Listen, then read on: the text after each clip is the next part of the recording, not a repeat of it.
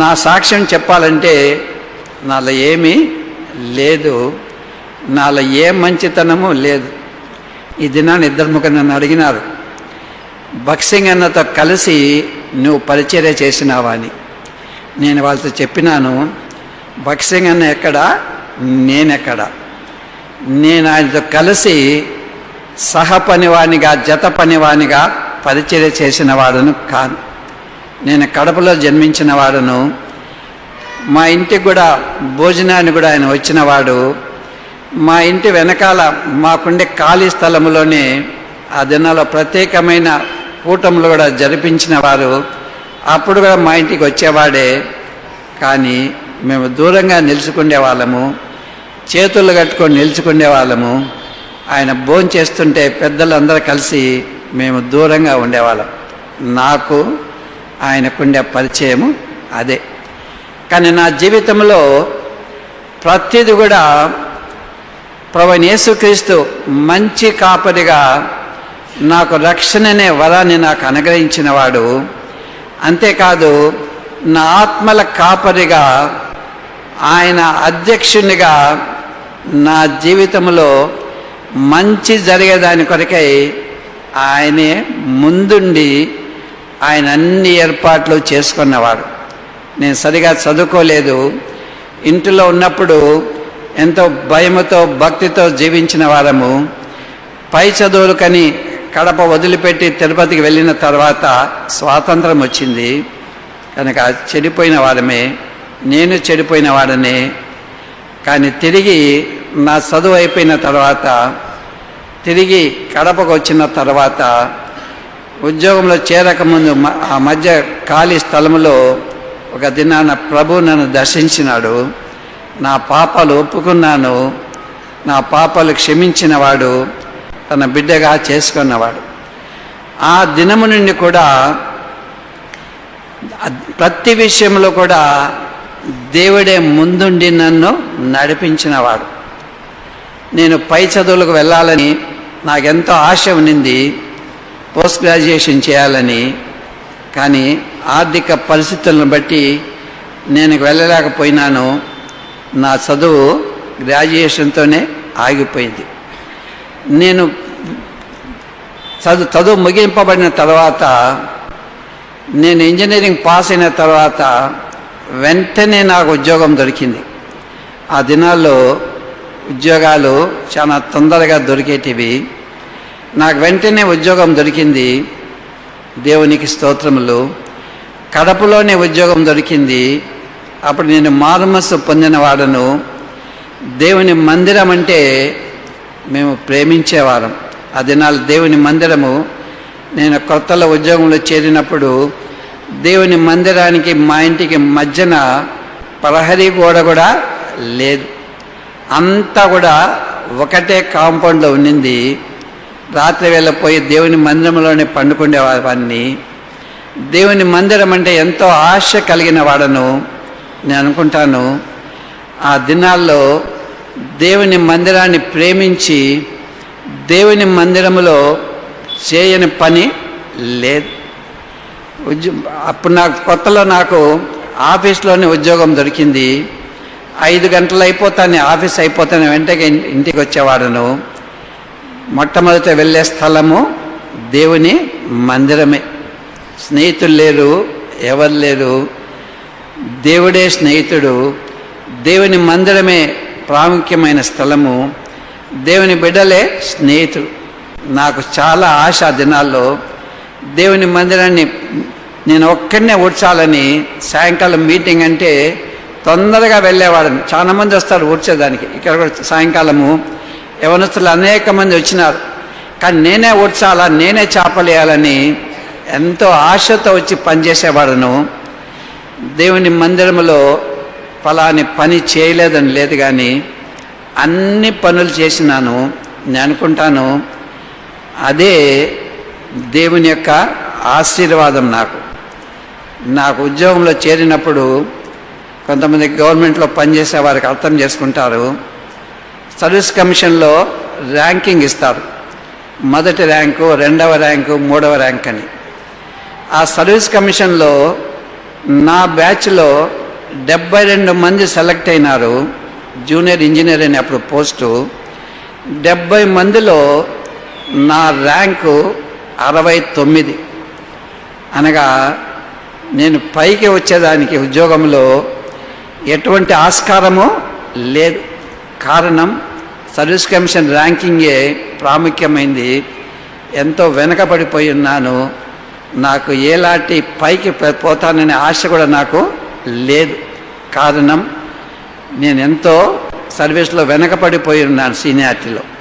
కానీ ఎన్టీ రామారావు గారు ముఖ్యమంత్రి అయినప్పుడు ఒక ప్రత్యేకమైన జీవో వచ్చింది.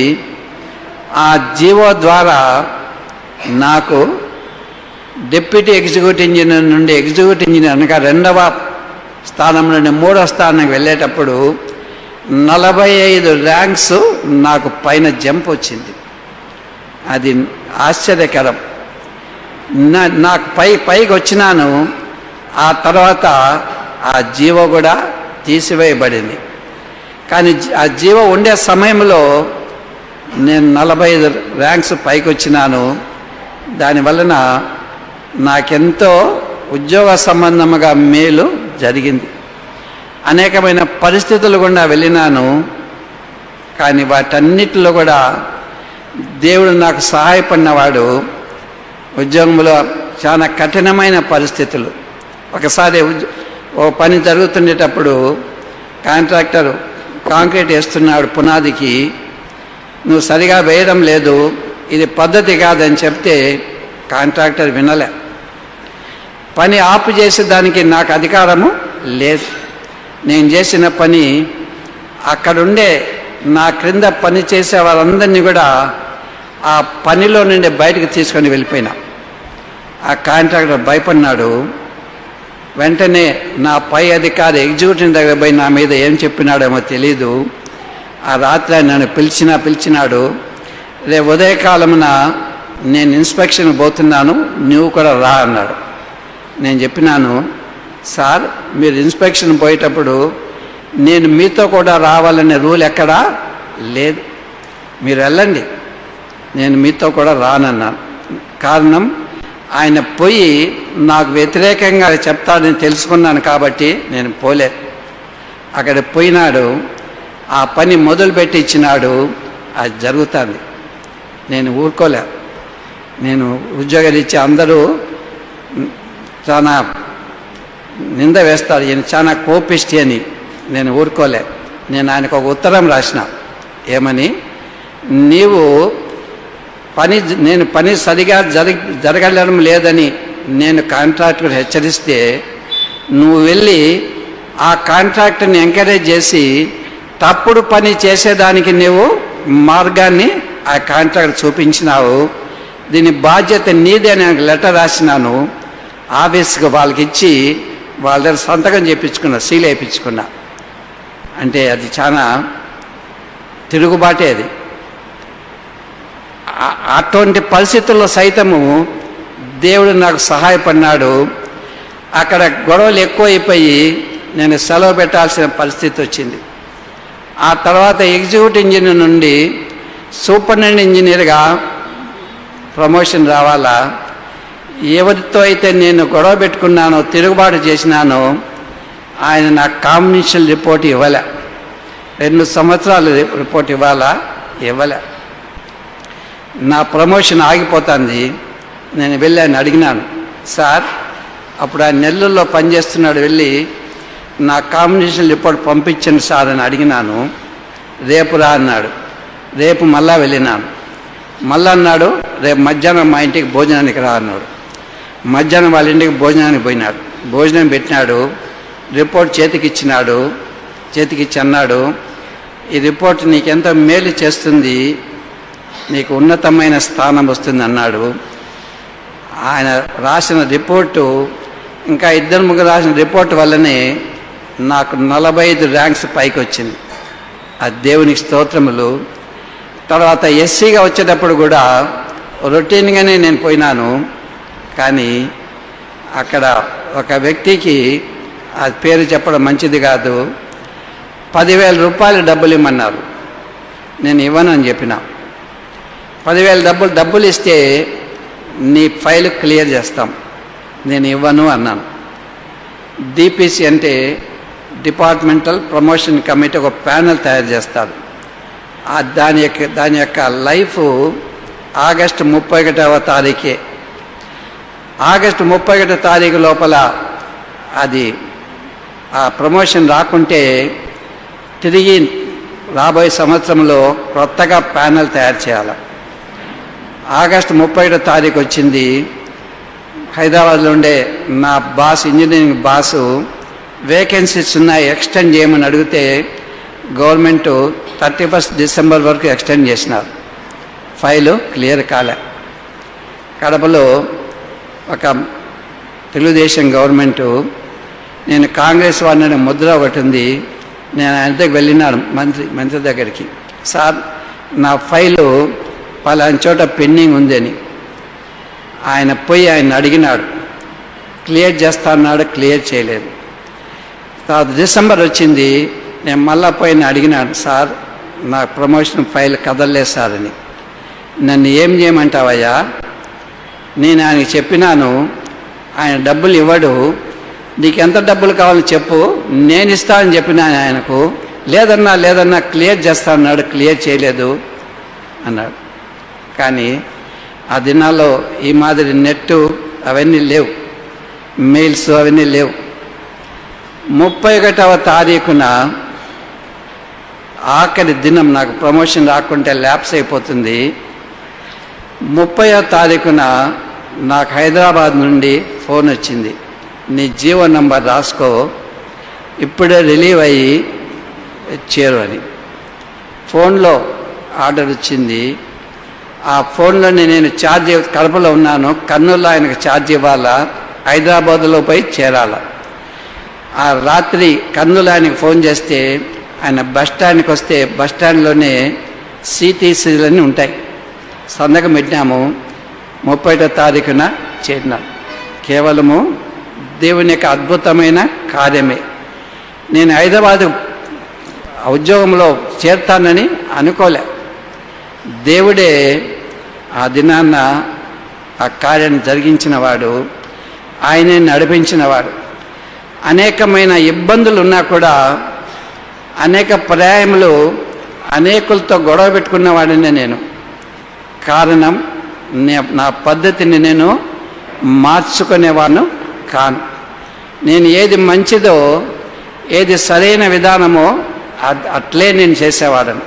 ఒకరోజు రాత్రి ఒక మంత్రి ఫోన్ చేసి, నేను చీఫ్ ఇంజనీర్గా పనిచేసేటప్పుడు ఫలాని పని చెయ్యి అన్నాడు. నేను చెయ్యను సార్ అన్నా. చెయ్యను సార్ అంటే ఆయన ఫోన్లోనే నన్ను బాగా తిట్టినాడు. తిట్టి నేను చెప్పినాను, సార్ మీరు నన్ను తిడితే నేను కూడా మిమ్మల్ని తిడతా, నేను కూడా అరుస్తా. నేనేం తప్పు చేసినానా? చేయలేదు కదా, ఎందుకు అట్లా మాట్లాడతారని నేను గట్టిగానే మాట్లాడినా. మరుసటి రోజు ఆఫీస్కి వెళ్తాను, వెంటనే సెక్రటరియట్ నుండి ఫోన్, నువ్వు సెక్రటరీకి రా అని పోయినాను. ఏమైంది అన్నాడు మా సెక్రటరీ, మా బాస్. మినిస్టర్గా నన్ను తిట్టినాడు సార్. నేను తిట్టినాను. మన మినిస్టర్ ఏమన్నా నీతో మాట్లాడినాడా? మాట్లాడలే. అది ఏమీ జరగలేదు, అన్నీ కూడా సాఫీగా జరిగిపోయినాయి. వీటన్నిటిలో కూడా దేవుడు నాకు విజయం ఇచ్చినాడు. నేను రిటైర్ కావాలా, 2002వ సంవత్సరము జూలై నెల 31వ తారీఖున నా పదవి విరమణ. ఆ దినమున వార్త వచ్చింది, నీకు పొడిగింపు వస్తుంది అని. ముఖ్యమంత్రి చాలా వేరే మీటింగ్లో ఉన్నాడు, ఫైలు సంతకం కాలే. ఒక ఐఏఎస్ ఆఫీసర్ ఫైల్ తీసుకొని పోతే ముఖ్యమంత్రి గారు దానిలో సంతకం పెట్టినాడు.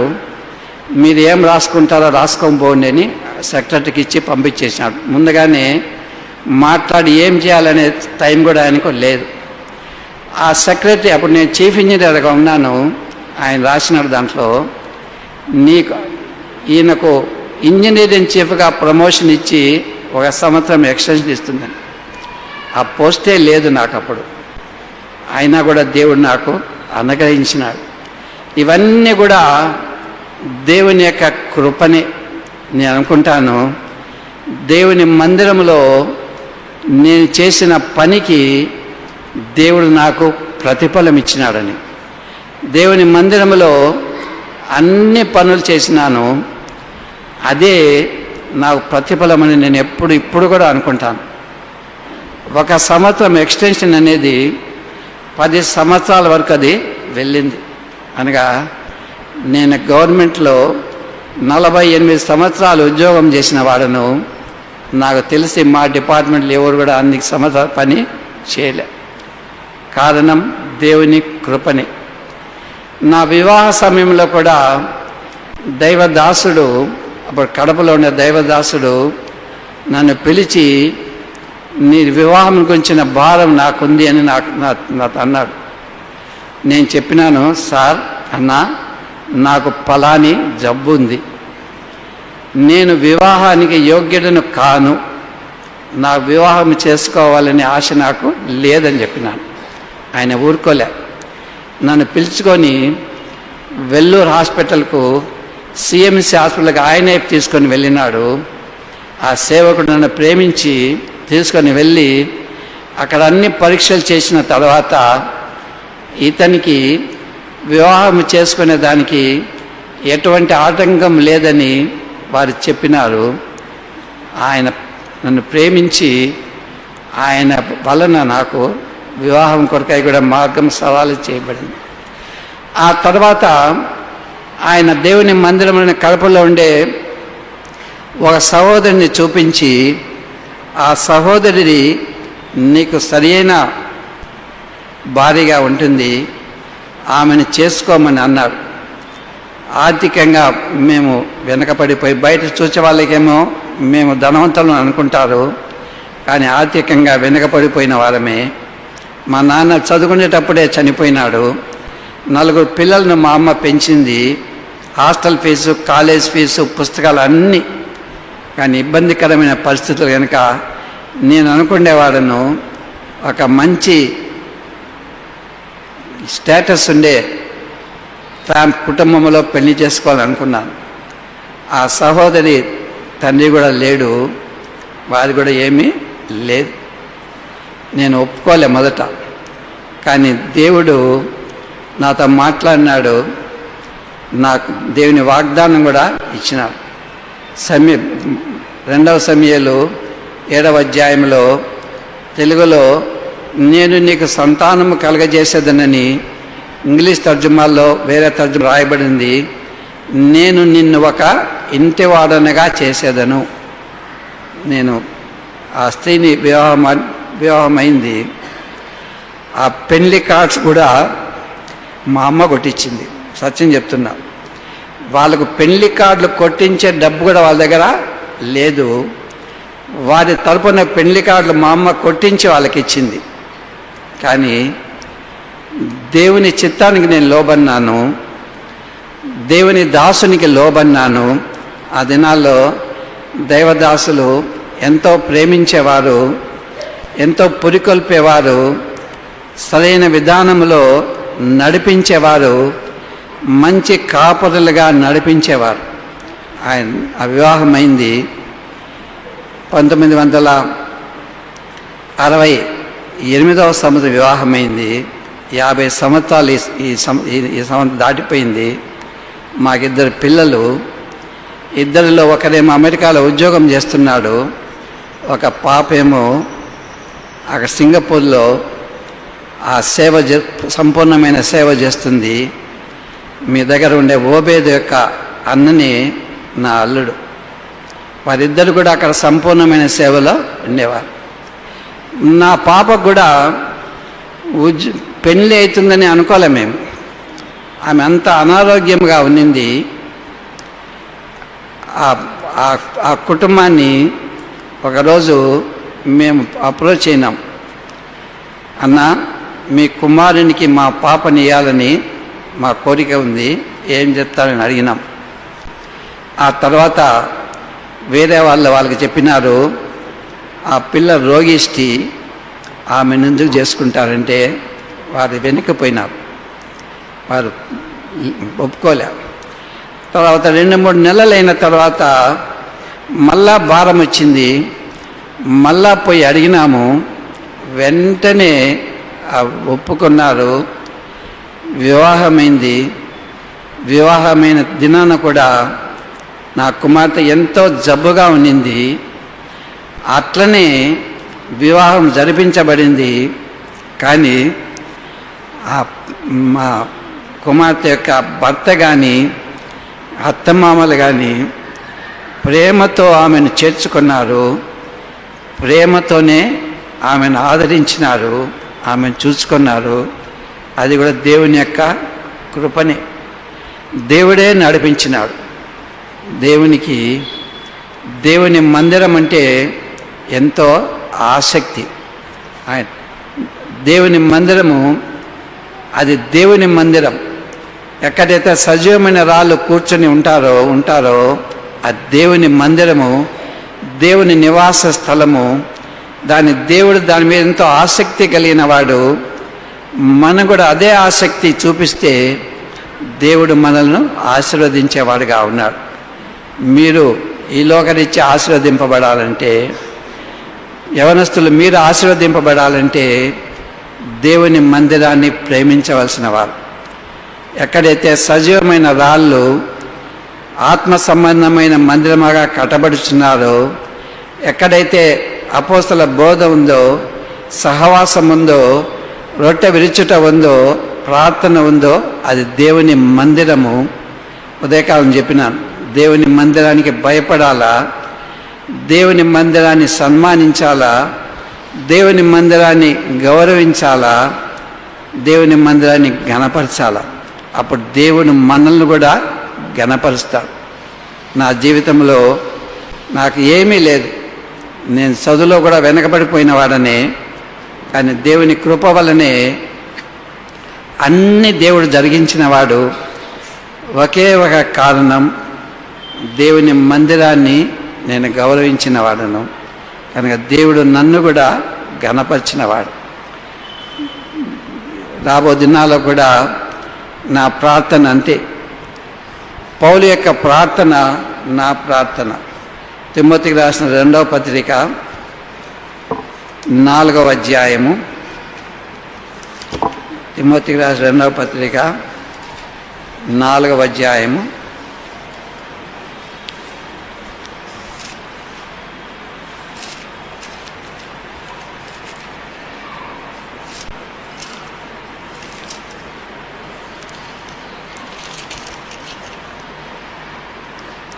18వ వచనం. పౌలు యొక్క ప్రార్థన, తాను చెరలో ఉన్నాడు, మరణానికి సమీపముగా ఉన్నాడు. ఆయన కోరిక ఆ నీరో చక్రవర్తి యొక్క చెర నుండి విడుదల ఆయన కోరలే. ఆయన కోరిక, ప్రభు ప్రతి దుష్కార్యము నుండి నన్ను తప్పించి, అనగా నేను పాపము చేయకుండా నన్ను తప్పించి తన పరలోక రాజ్యమునకు చేరినట్లు నన్ను రక్షించును. యుగ యుగములు ఆయనకు మహిమ కలుగునుగాక, ఆమేన్. నీరో చక్రవర్తి చేతి నుండి, మరణం నుండి నన్ను రక్షింపమని అడగలేదు, కానీ ఆ ప్రభువు ప్రతి దుష్కార్యము నుండి నన్ను తప్పించి తన పరలోక రాజ్యమునకు చేర్చునుగాక. నాలో కూడా ఎటువంటి ఆశలు లేవు, ఈ లోక సంబంధమైన ఆశలు, ఎటువంటి ఆధిక్యతలు నేను కోరుకోను. మేము జీవించే జీవితం కూడా చాలా సామాన్యమైన జీవితం జీవిస్తాము. నా భార్య ఏమి కోరుకోదు, నేను కూడా ఆమెకేమి కొనివ్వను కూడా. నగలు కానీ పట్టు చీరలు కానీ కొనివ్వను. నా ఉద్యోగరీత్యా కొన్నిసార్లు వేరే వాళ్ళు మా ఇంటికి వస్తారు, మేము వారి ఇంటికి వెళ్ళవలసింది. వారు ఆమెను చూచి వాళ్ళు ఎంతో ఆశ్చర్యపోయేవాళ్ళు. నా స్నేహితులు ఉద్యోగాల్లో ఉండే వాళ్ళు అంటారు, పీటర్, నిన్ను మేము కాదు కానీ నీ భార్యను మేము మెచ్చుకోవాలా. మా భార్యలైతే ఊరుకోరు, అది కావాలా ఇది కావాలని పోరు పెడతారు. కానీ నీ భార్య నిన్ను ఏమి అడగదు కనుక నీవు ఈ స్థితిలో ఉన్నావు. కనుక నా భార్య కూడా ఏమి కోరుకోదు, నేను కూడా ఏమి కోరుకోను. మేము జీవించే జీవితం సామాన్యమైన జీవితం. మీకు ఆశ్చర్యం వేస్తుంది, నా పెన్షన్లో నెలకు 15,000 తీసి నా భార్యకి ఇస్తా.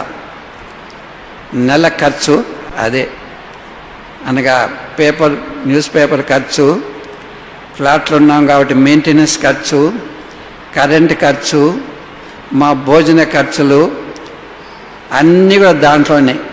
మందులు మాత్రం వేరే కొంటాము. ఇంటి ఖర్చులకు 15,000 ఇస్తాను. అంటే మేము ఎటువంటి జీవితం జీవిస్తామో మీరు గుర్తుంచుకోవాలి. మేము నాన్ వెజిటేరియన్ తెప్పించుకొని ఇంటిలో 15 రోజులు అయింటుందో ఏమో గుర్తులేదు నాకు. కారణం సామాన్యమైన జీవితం జీవించాలని మా ఆశ. కానీ కోరిక ఒకటే, ఈ లోకంలో పాపం చేయకుండా నిత్యరాజ్యంలో ప్రవేశించాలని. ప్రతి ఉదయకాలం నా ప్రార్థన కీర్తనలు 4వ అధ్యాయము 4వ వచనం, భయము నుండి పాపము చేయకండి. నాలో భయం ఉండి నేను పాపము చేయకుండా ఆయన కొరకే జీవించాలని నా యొక్క కోరిక. కనుక మా కొరకై కూడా ప్రార్థించండి. మాకేమి కావాలని కాదు, కానీ ఆయన నిత్య రాజ్యములో ఈ లోకంలో ఏ పాపము చేయకుండా దుష్కార్యము చేయకుండా ప్రవేశించాలని ప్రార్థించండి. దేవుడి వాక్యాన్ని, ఈ యొక్క సాక్ష్యాన్ని దీవించునుగాక.